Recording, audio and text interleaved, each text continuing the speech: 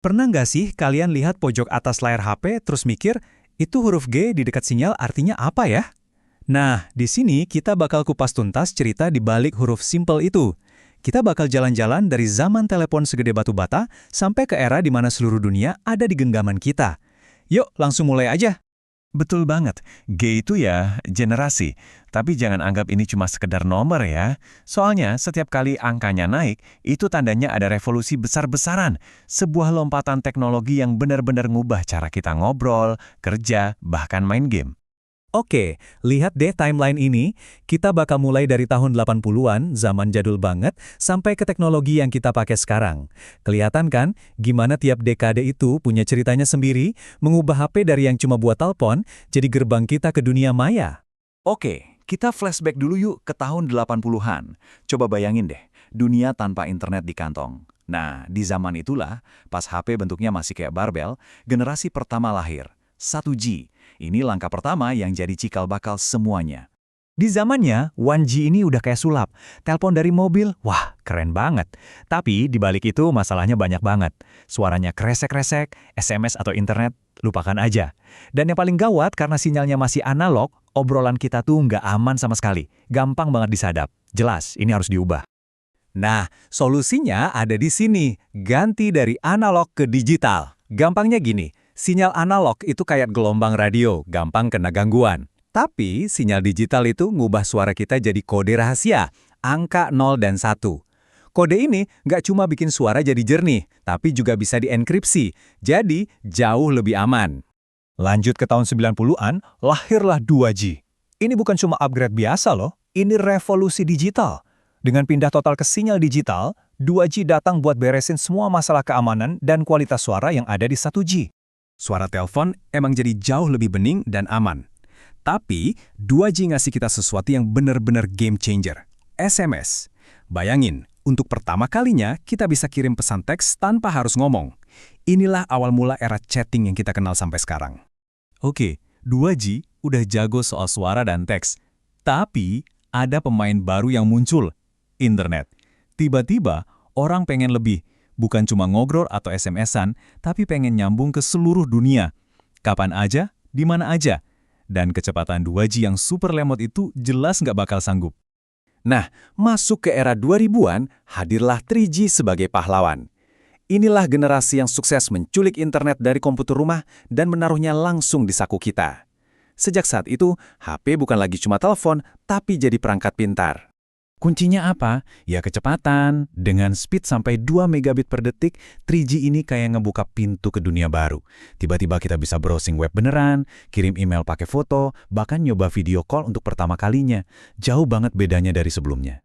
3G ini emang jadi fondasi buat smartphone modern. Tapi pas aplikasi mulai bejibun dan video jadi konten utama, kecepatan 3G mulai berasa kayak keong, lemot. Belum lagi, koneksi internet ini boros banget baterainya. Kita butuh yang lebih kenceng, lebih efisien. Terus muncullah para monster data. YouTube, Spotify, Video Call HD. Mereka ini haus banget sama kuota dan kecepatan. Jaringan 3G langsung kelabakan, kayak jalanan macet total. Jelas, kita butuh jalan tol data yang super lebar. Dan jalan tol itu adalah 4G. Standar yang jadi andalan kita sampai sekarang.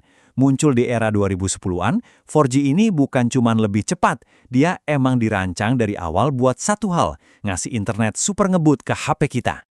Coba lihat lompatannya, dari cuma 2 Mbps di 3G, kita langsung terbang ke ratusan Mbps di 4G. Artinya apa? Artinya nonton YouTube HD tanpa buffering, video call lancar jaya, main game online di HP, semua itu jadi hal yang biasa.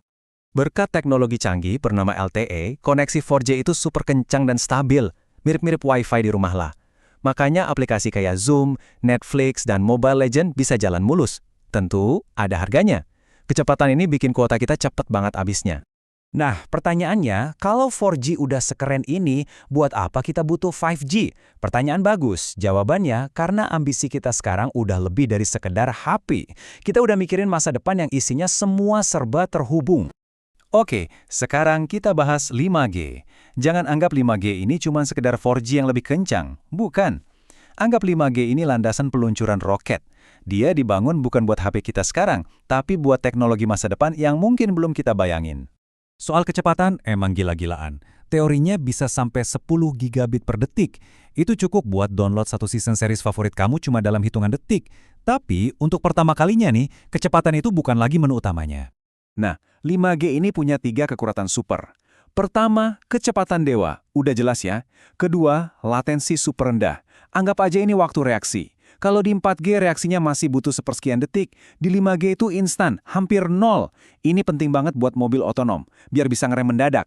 Dan ketiga, konektivitas masif. 5G bisa nyambungin jutaan perangkat, lampu, sensor, mobil di satu area kecil secara barengan. Inilah fondasi buat yang namanya Internet of Things. Jadi intinya begini, kalau generasi-generasi sebelumnya itu fokusnya nyambungin manusia ke manusia, 5G ini misinya beda. Nyambungin semuanya ke semuanya. Mobil, pabrik, bahkan seluruh kota. 5G ini kayak jadi sistem saraf buat dunia masa depan yang serba AI. Oke, kita rangkum cepet ya perjalanan kita. Dari 1G yang cuma bisa suara, 2G yang nambahin teks, 3G yang bawa internet, 4G yang bikin streaming lancar, sampai 5G yang nyambungin semua mesin. Kelihatan kan polanya, tiap generasi itu nyelesain masalah sebelumnya sambil ngebuka pintu buat hal-hal baru. Perjalanan kita ini akhirnya bawa kita ke satu pertanyaan buat masa depan. Kalau 5G itu jaringan buat mesin, kira-kira 6G nanti buat apa ya? Mungkin 6G itu jaringan buat indera kita, yang bikin batas antara dunia nyata sama dunia digital jadi benar-benar hilang. Wah, cuma waktu yang bisa jawab. Makasih banyak udah ngikutin cerita evolusi ini bareng saya.